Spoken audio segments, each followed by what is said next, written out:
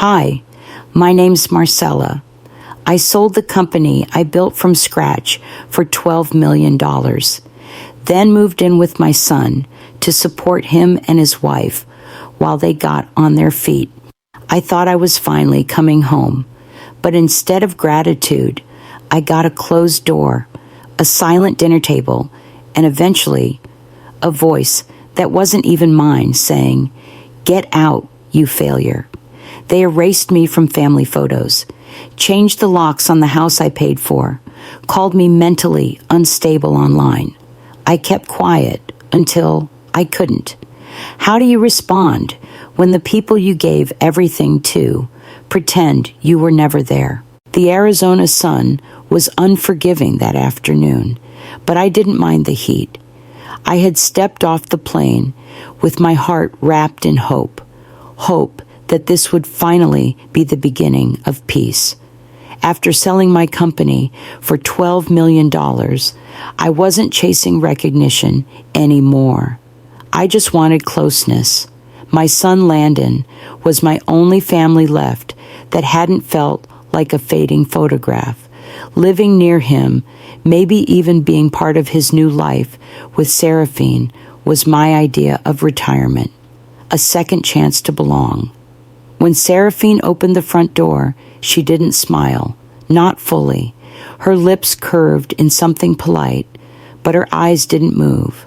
"Hi, Marcella," she said. No hug, no welcome, just my name, like I was an appointment on her calendar. The guest room where I'd be staying was tucked at the end of the hallway. It was smaller than I expected. No dresser, no hooks for coats, and one window sealed tight with a half-broken blind. I set my bags down slowly, scanning the room that had clearly been prepared last minute, or not at all. Landon showed up half an hour later, briefcase in hand, phone pressed to his ear, mouthing, "Sorry," as he passed by the kitchen. He didn't see me. Not really. And just like that, my big moment, this long-awaited arrival, had become a silent fade-in to a scene I hadn't been cast in. That first night, I tried to settle in, but something was already unraveling. By the third day, I noticed Seraphine hadn't asked for my opinion on a single thing. Not on groceries, not on furniture placement, not even whether I wanted to join them for the neighborhood dinner. Landon, distracted as always, patted my shoulder and said, "Just relax, Mom. You're retired now. Enjoy it." I had offered to help with some of their financial planning. He used to come to me for that, but Seraphine intercepted. "We've got it under control," she said, her tone cool, like a glass of untouched water. I felt the shift then, that quiet divide between part of the family and guest with a checkout date. One evening, as I passed by the living room, I heard Seraphine whispering to a friend on the phone. Her voice was hushed but clear. "She's sweet, but she just doesn't get how things work now. It's like explaining social media to someone from the 80s. She chuckled softly. That night, at dinner, I was the last to be served. Seraphine corrected me mid-sentence when I mentioned how we handled something back when Landon was in school. "We actually use a more current method now," she said, her voice sharp with sugar. Landon laughed. "Mom, you're a little old-fashioned." I managed a smile, but something in me started to fold inward. The discomfort wasn't loud. It didn't need to be. It came in glances, in the way they forgot to tell me when dinner was ready. "Dinner's at 6, if you're hungry," Seraphine had said once, walking past my room without looking in. And so, I found myself folding towels that weren't mine, washing dishes I hadn't used, wiping crumbs from a counter that never held my plate. No one asked me to, and maybe that's why I kept doing it. In the silence of those small tasks, I remembered who I used to be, a CEO, a builder of systems and teams, someone people look to. Now, I wasn't even sure where the hand towels were kept. One Saturday, they had friends over. I stayed in the kitchen, out of the way. As laughter echoed from the patio, I scrubbed the sink. I watched through the window as Landon refilled wine glasses, Seraphine tossing her head back in delight. They looked young, unburdened, like I had never existed. Later that evening, I wandered into the backyard. The grass was neatly trimmed, the garden beds empty, waiting for the plants I had once promised to bring. I sat on the cold metal chair near the edge of the porch, sipping lukewarm tea I'd forgotten to finish. The sun had dipped low, and the scent of desert air mixed with something heavier. Absence. I leaned back, staring up at the sky that once felt wide with possibility. A flash of memory hit me. Those early years in Austin, building the company from my garage, going days without rest, pouring everything into something I believed in.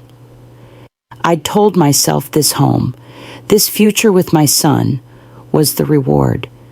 But the silence pressing against my chest told me otherwise. Funny how silence feels louder when it's coming from your own blood. I heard them talking about it in the kitchen, quiet at first, then louder as Landon got excited. "It's a big milestone," he said. "We should do something nice. Invite the firm, maybe a few of Seraphine's brand people." She chimed in, already listing names, venues, catering options. I assumed naturally that I'd be part of it. Maybe I could help organize it, set up the backyard, at least offer to prepare something. But when I asked if I should pick up anything for the celebration, Seraphine didn't even look up from her phone. "Oh, we've got it covered," she said. "Actually, if you wouldn't mind staying in your room that evening, just for space." It didn't hit right away. I nodded, told her no problem, and busied myself cleaning the guest bath. That night, I watched as sleek black cars lined the street. Laughter drifted from the patio. Lights strung across the yard twinkled like something out of a commercial. And yet, no one knocked on my door. No one asked if I'd eaten, not even Landon. I cracked the curtain in the hallway. From the shadows of the spare room, I saw the living room brimming with people I didn't know. My sofa, well, the one I had partially paid for, was taken over by guests sipping cocktails. Music played, muffled through the glass. Then I saw it. Where my family portrait used to hang, a new one gleamed. Seraphine, in a pearl-colored blouse, Landon in a suit. It was posed like a magazine ad. And I wasn't in it, not cropped, completely absent, as if I'd never existed. I let the curtain fall without a word. Back in my room, I sat on the edge of the bed, the air suddenly too still. I reached for my phone, not to call anyone, just to distract myself. That's when I saw her post. A carousel of photos, champagne glasses, group shots, wide smiles. The caption read, "Built from scratch, just the two of us, grateful beyond words." I blinked. That phrase, "just the two of us," echoed louder than the laughter outside. It wasn't just exclusion anymore. It was erasure. Every dollar I invested, every hour I'd spent helping them rise, all rewritten, omitted, like a chapter someone deemed unfit for their glossy new story. I waited until well past midnight. The guests left in waves, trailing their perfume and empty compliments. I emerged from my room to clean, not because I was asked, not because I felt obligated, but because I didn't know what else to do with my hands. Plates stacked, wine glasses sticky, napkins crumpled like I had been. Landon came into the kitchen while I was loading the dishwasher. He looked surprised. "Oh, I thought you were asleep. That was it. No apology, no thank you. I nodded, lips pressed together, and returned to wiping down the counter. But inside, something had shifted. Not broken, not yet, but cracked, deep enough to feel permanent. Later, when the house fell quiet, I pulled open my wallet and took out a faded photograph. Me, 20-something years younger, holding baby Landon on our porch back in Austin, his tiny hand gripping my finger like he'd never let go. You weren't always like this, I whispered to the picture. My voice didn't shake. It didn't need to. What I felt was too anchored for tears. Just a slow, sinking truth. It takes time to become invisible in your own family, but tonight I saw myself disappear. It started as sadness. Now it feels like warning. That photograph of Landon in my lap, his baby cheeks pressed against my arm, sat in my palm like a quiet weight. I kept staring at it that morning, my fingers tracing the edges, remembering the porch in Austin where we took it. The wood slats had creaked when we rocked together in that chair, and the Texas wind carried in honeysuckle from the neighbor's garden. That photo had lived in my wallet through every board meeting, every doctor's appointment, every late night alone. My mind drifted backward to his high school graduation, the heat on my neck from the bleachers, my hands clutching the bouquet I'd paid too much for. He hugged me that day, told me he wouldn't have made it through without me. Then he gave me a card, handwritten. Thank you for believing in me, even when no one else did. I never threw it away. It's still in the kitchen drawer, right under the batteries. There was a time, not long after my divorce, when a man named Robert came into my life. He worked in finance, loved jazz, remembered how I liked my tea. He asked me to move to Seattle with him, said we could build something quiet, something kind. I told him no. Landon had just started college. I need to be here, I'd said. He might call at 2 a.m, and I want to answer. Robert understood. That was the last time we spoke. I didn't date again. Not seriously. The energy it takes to choose someone, really choose them, was already given. I chose my son, over and over again. That's not a complaint. That's a fact. Years later, when Landon started his company, he needed seed money. I remember the conversation. He was so animated, hands moving like his words couldn't keep up. I cashed out half my retirement. Everyone said I was enabling him. He needs to learn how to struggle, they warned. Don't solve everything for him. But I believed in his vision. I always had.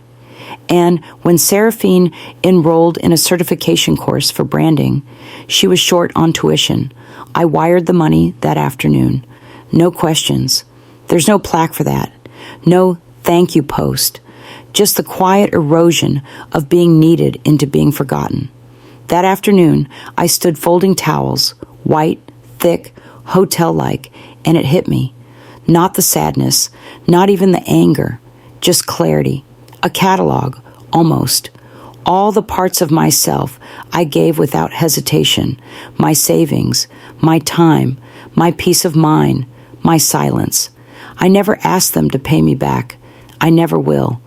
But somewhere along the way, I thought I earned a seat at the table I helped set. The hallway was dim, the kind of late afternoon stillness where the house exhales. I walked to where my photo used to hang. The space was blank now. Fresh paint covered the nail hole. I laid my hand against it, fingers spread. The drywall was cold, hard, unmoved by who once belonged. You won't erase me quietly, I whispered, and I meant it. It started as sadness. Now it feels like warning. The table had 4 place settings, but I felt like a 5th chair, one no one wanted to acknowledge. Dinner was roasted chicken and some oversalted quinoa dish that Seraphine claimed was a new health trend. Her friends, a couple I hadn't met before, talked about real estate markets and influencer deals. Landon nodded along like he understood all of it, like he belonged. I made one simple comment, just a question really, about the sudden dip in Landon's agency numbers. I'd seen his laptop open earlier, graphs on the screen showing a slump. Tough quarter? I asked gently. Seraphine looked up from her wine. It's actually a pivot, she said. We're streamlining the brand to focus on high-yield clients. Her friend laughed, and so did Landon. Then Seraphine added, It's okay, Marcella. A lot of people don't really get digital strategy. I didn't speak again for the rest of the meal, just watched them eat, sip, smile, laughed at jokes I didn't find funny. Somewhere between the chicken and dessert, I realized, I didn't recognize this version of my son, and maybe he didn't recognize me either. After the dishes were cleared and their friends left with hugs and leftover brownies, I walked quietly into the kitchen. Seraphine was wiping the counter. I stood across from her, steady. Have I done something wrong? I asked. She didn't flinch. You mean other than hovering and making everything about you? I blinked. I've tried to stay out of your way. Exactly, she said. You're always there, folding things, cleaning things. It's suffocating. I was about to answer when Landon walked in. He looked between us, sensing tension, but too tired or too detached to care. She wants to know why she's being excluded, Seraphine told him. And I told her, it's because she doesn't belong here anymore. She's a tired old woman trying to hold on to a life that's moved on. I felt the words hit, sharp, cold, calculated. Landon didn't defend me, didn't argue, just stood there. Seraphine raised her voice, louder now. Why don't you just get out, you failure? That word, failure, landed differently. Not because it was new, but because it came from the same mouth that once thanked me for tuition help, career advice, and holiday gifts she now claimed never happened. I turned to Landon hoping for something, a look, a gesture, anything. He scratched the back of his neck. Mom, please don't make this a big deal. She's had a hard week. I had to remind myself to breathe. Not the insult, the indifference. That was what bruised deepest. I nodded, not to agree, just to acknowledge the final cut. Back in my room, I folded a scarf, then another. No urgency, just rhythm. I opened my suitcase and began placing things inside. Only a few. Not because I was leaving tonight, but because something in me already had. The room felt colder, though the thermostat read 72. I sat on the edge of the bed and stared at the ceiling until the drywall blurred into soft shapes. Later, I opened my notebook, the one I used to track appointments and grocery lists. Now, it held pieces of myself. I wrote one sentence in clean, deliberate print. People only hear warnings when they turn into consequences. I tore the page out and placed it on the nightstand. Not for them to read, just so I'd remember I'd said it. Let them remember I warned them. Let them remember I warned them. The zipper on my old duffel bag rasped open like the first note of a song I never wanted to hear again. I moved slowly, carefully, folding each item of clothing with precision I hadn't needed in years. Not because I was rushing, but because each fold was a decision. This shirt, worn the day Landon signed his first client. These pants, I wore them when I paid off their car loan without being asked. I left the jewelry box untouched, its contents forgotten by everyone but me. The scarf I wrapped around Seraphine's shoulders the night she cried in my kitchen, that stayed. Not one goodbye gift would make the trip with me. Not the framed Mother's Day printout. Not the wine I brought last Christmas, unopened still. I touched them, but only once. Then I let them stay where they were no longer wanted. I sat on the edge of the bed and stared at the small box tucked beneath it. I hadn't opened it in over a decade, but tonight I pulled it free, brushing off a fine layer of dust and memory. Inside was the letter. His handwriting still made my chest ache. "For when you feel invisible," the envelope said, in ink that had faded but not disappeared. I unfolded the paper slowly, like it might crumble from the weight of years. "Don't let silence rewrite your worth," he had written. That sentence, short, final, settled something in me. I slipped the letter into my coat pocket. Not for them. For me. For the woman I used to be before all of this noise and erasure. I opened the door with care. Their hallway was quiet, dimly lit. I walked past Landon's room. Muffled laughter slipped through the door like perfume. He was watching something funny, maybe a rerun of that show he loved in high school. Seraphine's laugh followed. She sounded like someone who had won. They didn't hear me pass, didn't pause, didn't check, and maybe that was a gift. They made leaving easy, I thought, not bitterly, but with an odd sort of relief. Outside, the air felt colder than usual, or maybe I was just less protected than I thought. I slung the duffel over my shoulder and walked toward the driveway. My steps didn't echo. Scottsdale wasn't that kind of city, but every one of them sounded loud in my chest.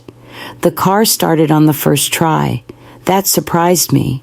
For some reason, I thought it might protest. It didn't. It hummed gently like it was ready, like it understood. I stared at the garage door one last time. No movement, no silhouette framed in the window. "When you've been quiet too long," I whispered, "your first move sounds like thunder."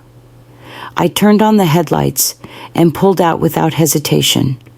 The first miles were dark, the kind of highway dark that makes you forget what direction you're facing. I didn't have a plan. No hotel reservation, no final destination typed into the GPS, just motion. That was enough for now. Somewhere outside of town, my phone buzzed. A name appeared I hadn't seen in years. Marla, my college roommate. I let it ring. Then silence again. I didn't want to talk. Not yet. Instead, I took the next exit and found a rest stop with flickering overhead lights and one vending machine humming behind a dirty glass wall. I parked, turned off the engine, and let the silence in. Not the kind that hurts, the kind that breathes. I leaned back in the seat, coat still buttoned, letter still in my pocket. This time, I'm not running, I'm reclaiming. The smell of burnt espresso lingered in the small cafe just off the highway, clinging to the faded leather booths and the quiet hum of the refrigerator. I sat in the far corner, hands wrapped around a mug that was more warm than hot. It wasn't comfort I needed, just stillness. The kind of pause you earn after stepping out of someone's house and reclaiming the air outside. I opened my tablet. The login screen blinked once, then let me in. I navigated to the county assessor's website, fingers steady. A few clicks later, it was there in black and white. 1324, Palmview Circle, owner, Marcella Eaton. No transfer, no quitclaim, no co-signature. Just me, still. I remembered the way Landon had brought it up over brunch almost 2 years ago. His voice, casual, but practiced. Maybe it's time we put the house in both names, he had said, pushing his eggs around the plate like it was just another Tuesday thought. I'd smiled and replied, let's wait a bit, see how things go. He didn't ask again, and I didn't remind him. Some instincts don't leave you, not even after they call you a failure in your own kitchen. I drafted an email to Thorne. Subject line, property restriction. In the body, I kept it simple. Please begin formal restriction on the sale or refinance of the Scottsdale property. All necessary documents are attached. I scanned in the deed, the tax forms, everything he'd once told me to keep just in case. After hitting send, I leaned back and exhaled. Not relief, not revenge, just order. I had always managed systems, processes, people. This was no different. I was no longer the woman folding laundry while someone else planned parties. I was the legal owner of a home someone else had tried to erase me from. I closed the tablet and took a bite of a stale muffin I didn't remember ordering. My phone buzzed. Not Landon, not Seraphine. Just an alert from the bank confirming receipt of a wire I'd scheduled last month. Everything was still tied to me. 2 years ago, I'd sensed it coming. Not the betrayal, maybe, but the tilt, the shift in tone, the way Seraphine had started using the word space more often, as if I took up too much of it. I'd asked Thorne back then to walk me through what it would take to protect my assets. Just in case, I'd said. He looked at me kindly, like he knew but wouldn't say it. Never sign anything under pressure, he told me, even if it comes from someone you raised. I didn't. Now, as I opened my banking app, I stared at the joint account labeled Eaton Emergency. I'd created it when Landon lost his first client. It held just enough for them to coast 6 months if things went wrong. I tapped Freeze Access and waited for the confirmation screen. When the prompt asked, "Are you sure?" I pressed yes without hesitation. Then I called the bank. "Yes," I said. "I understand. Please make the restriction irrevocable." I hung up and placed the phone screen down on the table. A young man a few booths over glanced at me. I smiled once, not because I knew him, but because I had nothing to hide. They thought I gave it all away. They never realized I only gave what I wanted. The voicemail came in just after breakfast. I was still in the same cafe, different booth. A young woman behind the counter had started to greet me by name. Marcella, right? The usual. I'd nod, and she'd bring out my lukewarm coffee like clockwork. I put in my earbuds, pressed play, and listened. "Hi, this is Allison from Desert Valley Realty. We've run into a snag on the title for the Palm View Circle property. There's a legal hold. Could you confirm if you're the current owner?" I didn't smile right away. I listened again, just to be sure I heard it the way it was said. Then I called back. "Yes, I can confirm," I said, keeping my voice calm. "There's no mistake. The property remains mine." I ended the call and set my phone down. My spoon clinked once against the rim of the mug, then silence. The next sound was Landon's name flashing on the screen. I debated letting it ring. Then I answered, "Why didn't you tell me you were freezing everything?" His voice wasn't shouting, but it carried weight, years of entitlement behind each syllable. I leaned back in the booth. "Why didn't you ask who the house belonged to before trying to sell it?" There was a pause on the other end. I heard Seraphine in the background, hissing something too muffled to make out. Then louder, her voice cutting through. She's bluffing. That house was a gift. A gift. I hung up before I said something I'd regret. Back in my room that evening, I powered up the old laptop I kept more out of habit than use. I typed in the long password to an account they never knew about. The bank interface loaded slowly. On the screen was the fund I'd created 3 years ago, seated with a portion of my second round of consulting payouts. I named it Southwind, after the small street where I bought our first home. I transferred $1 from it to a new trust under my name alone. It wasn't about the money. It was about message, symbolism, control. My accountant had told me once, you don't need insurance for money. You need insurance for your dignity. This was that. I didn't rush. I read every line twice, made sure every field was filled correctly. Then I opened another tab and began drafting a notice for Thorne. The email wasn't long, just clear. Please issue a public hold notice on 1324 Palmview Circle. Include reference to attempted unauthorized sale. I've attached necessary documents. Kindly confirm. Before sending, I reread it. One line stood out. They thought I'd never fight back because I never raised my voice. I pressed send. That night, I ordered takeout from a Thai place down the road, sat cross-legged on the bed with soup that was too spicy and paperwork spread around me. I felt tired, but sharp. Then the text came. It was from Denise, a cousin I hadn't heard from in a while. Hey, Seraphine's been telling people you're not mentally well. Said you're spiraling. Are you okay? I stared at the screen. My fingers didn't move.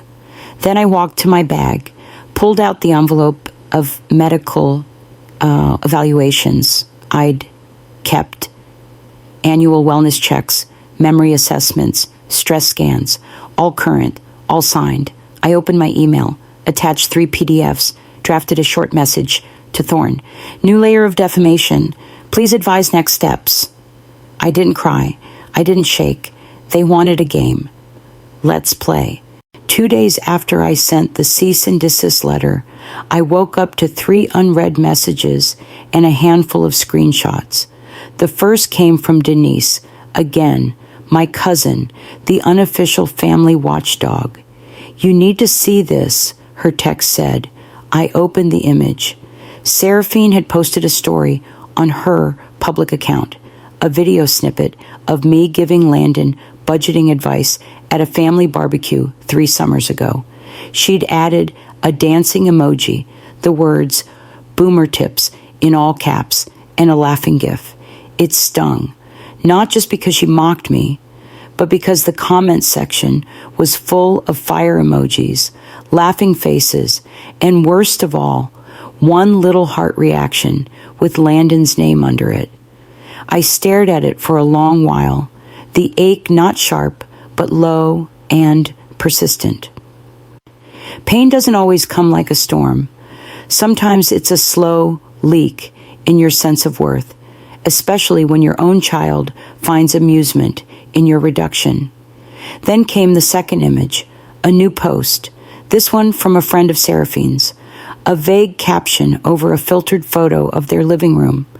We love her, but some people don't realize when it's time to let go. The comments hinted at dementia. She repeats herself a lot. Keeps walking into rooms like she forgot why. I felt my stomach tighten, not in fear, but in resolve. I walked to my bag and retrieved the medical folder. Inside were 6 evaluations from the past 3 years, clean, clear, complete. I scanned them, formatted a new document with Thorne's contact information at the header, and added a simple note. Per our ongoing conversation, please include these in our active file. Action as necessary. Before closing the folder, I glanced at the top form, blood pressure normal, memory retention above average. They tried to weaponize age, I thought. Let them drown in evidence. That afternoon, a new notification buzzed in. This time, a group chat, family-wide, the kind we use to coordinate reunions, pass around casserole recipes, or share updates about Aunt Delia's hip replacement. But Seraphine had repurposed it. She typed a lengthy message about how hurt she was by unfounded accusations and how she hoped we could all heal without unnecessary drama. I didn't type a paragraph, just one line. You've said enough in public. Let this silence be my boundary. Then I left the chat. My phone buzzed for hours afterward. Some messages were apologies. Others asked for clarification. A few tried to straddle neutrality. I ignored them all. I had no more room for diplomacy. Later that evening, I flew back to Austin. Eulalia met me for lunch the next day at the quiet cafe she liked, the one with the bird murals and garden chairs that made no sense indoors. They wanted war, she said after I told her everything. You answered with dignity. I stirred my tea, then looked up. I never needed to fight. I just needed to walk through the fire once. That was enough. We sat in silence for a few moments, not uncomfortable, just full. That night, back in my own room, I opened my journal. The pages were nearly full now, and that felt right. I wrote, they couldn't bury me with silence, so they tried shame. They lost both. I turned off the light, let the room go still, and let my breath catch the rhythm of peace. Tomorrow, I tell the world who I am, not who they said I was. The post was all sunlit nostalgia, Seraphine in her cap and gown, arms wrapped around Landon, beaming in a way only the spotlight could draw out of her. Her caption read, "So grateful to everyone who supported me back then. Couldn't have done it without your love and encouragement." Not a single word about who had paid off the last $9,000 of her tuition or who signed the paperwork for her car that day. I didn't comment. I didn't text. I didn't call. I went into my email, found the wire transfer confirmation from May 16th, 2014, and reposted it, just the image, on a private account only a handful of family followed. No caption, no context, just fact. 2 hours later, Denise reshared it on her story with a message that hit harder than anything I'd ever say out loud. Funny how gratitude skips generations. No one could unsee that, not now. 2 days later, I returned to Scottsdale for a final meeting with my attorney. I parked in front of the house I used to call mine, tried the gate code, denied. I walked up to the door, placed my thumb against the sensor. Nothing. Again. Still nothing. I knocked, waited. No one answered. My name wasn't on the mailbox anymore. I stepped back and looked at the place, not with sadness, but assessment. This was no longer a home, just square footage with expensive finishes and two people who'd mistaken access for ownership. As I turned to leave, a woman watering her roses across the street gave me a once-over and asked, "Are you the new cleaning lady?" I didn't flinch. "No," I said gently. "I used to own the place." She blinked, unsure how to respond. I kept walking. That night, the group chat exploded again. Denise had shared the wire transfer publicly this time, tagging Seraphine. The comments were divided, some defending her, others confused, a few finally questioning what had been fed to them. Landon didn't post, but he saw it. I could tell from the read receipts and the silence that followed. The texts came in waves, cousins, old friends, even one of Seraphine's old college roommates. "I remember how proud she was of any mirror of that car," she wrote. "Didn't know it was from you. I didn't answer. Some things are louder in silence. Back in Austin, Eulalia and I met again at the diner. We always sat by the window. This time, she slid into the booth before I even got there and ordered both our coffees. She handed me her phone, a screenshot, Seraphine's latest story, a black screen with white text. People love to tear down what they helped build. She's spiraling, Eulalia said. No, I replied. She's reflecting. The problem is, she doesn't like what she sees. You didn't just raise a child, she said. You raised a mirror, and now they can't look into it. I stirred my coffee, slow. Let them blink. Later that evening, I called Thorne to confirm the Scottsdale property was locked in a permanent hold. No refinance, no transfer. Seraphine's defamation, archived and time-stamped. My voice didn't quiver. My hands didn't shake. They can log me out, I said to myself as I closed the call. But they can't delete who I've been. The law office was quiet, like most places where decisions outlive the people who made them. Thorne met me in the same conference room where we'd planned my estate 10 years ago. Only this time, the tone was different. The decisions weren't tentative, they were permanent. He reviewed the final draft. Clause 14, as requested, Scottsdale property to be transferred to Graceful Path Foundation. Effective immediately upon death. No familial claims honored unless previously documented. I nodded. And the financial disclosures? They're detailed, he said. Every dollar accounted for, from tuition to business seed money to the mortgage you paid off in 2018. Let it be remembered, I said, legally and morally. The signatures came next. Clean, deliberate strokes. When we were done, Thorne shook my hand and said, most people come here to keep peace. You came to make peace with yourself. Later that day, back at home, I opened an email that had been sitting unread for over 24 hours. It was from a small publishing house. We've followed your story, the message began, and we believe your voice has power, especially for women who've been asked to shrink for the sake of family harmony. They referenced the screenshots, the reposts, the quiet support from corners I didn't know existed. I didn't answer right away. I read it 3 times, saved it to my drafts. By the time the weekend came, Seraphine had posted a vague story about cutting ties with toxicity. Landon shared it without comment, just a black background with a single line. Some chapters closed themselves. I didn't respond. I didn't call. But in my inbox were 24 messages from women, cousins, even a few strangers. Thank you for showing us silence isn't always surrender. Your dignity helped me find mine. You reminded me I wasn't crazy. Their words weren't loud, but they echoed longer than any accusation. One evening, I drove out to the lake just west of Austin. I used to come here with my husband in the early days, before the business, before the sleepless nights, with a baby who'd grow up to forget me.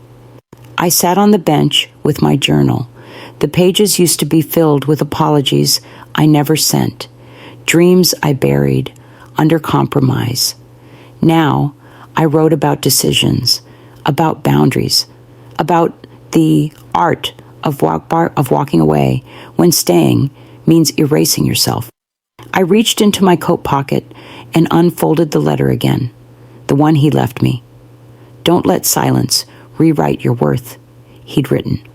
For the first time since all this began, I smiled, reading it, not because it hurt less, but because I finally understood it wasn't about them. It never was. I hadn't been erased. I'd simply been redrafted. That night, I called the publisher. I'll do it, I said, but only if I get to end it my way. There was a pause. Then a reply. That's exactly why we want your story.